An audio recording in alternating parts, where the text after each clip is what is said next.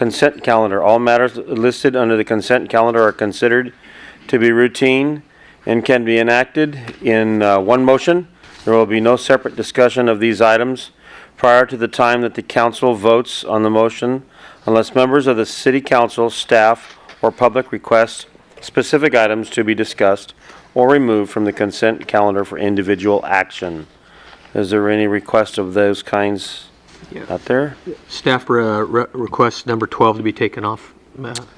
Yeah, oh, that's right. We do have a note here. Forgot about that.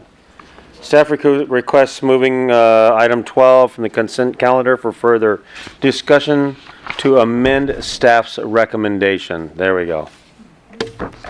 Number 12. So I'm looking for a vote on the other items. So through the mayor, like consent calendar 9, 10, and 11, staff's recommendation. Okay, do I have a second? Second. Okay, got a motion and a second. All in favor? Aye. Aye. Opposed? Unanimous vote. Okay, Mr. Ben Moody. All right. Good evening, Mr. Mayor Cleveland and members of the council. So the That used to be Mr. Cleveland, wasn't it? Mayor Cleveland for a couple more months here. Yep. So the item before you is in regards to the easement purchase for the extension of Thule Parkway at Queens Avenue. I got a little exhibit there to kind of give a location description of it. And this item is before you, basically that we're working through the purchase of this portion in the hashed area so we could extend Thule Parkway to the north. There were tees into Butte House Road in conformance with our general plan that was updated in 2004 that showed Thule Parkway as being a main north-south collector to connect future development from Butte House Road to Pease Road. And so since 2004, as development has occurred along Blevin Road, we have collected funds because it wasn't feasible at that time as development to the north occurred to build the full stretch because there wasn't the property in place and the funding. And so, so with that, we've been collecting funds for the last decade going into the pot for Thule Parkway. And recently, relatively recently, the owner of the this long rectangular property, Brandon Brown, has approached us with interest in selling that easement. And so I want to be specific that we're buying a right-of-way easement, so he would retain the ownership of the property, but we would have the right to build a road just like any other road in Yuba City. And so the city has had the property appraised.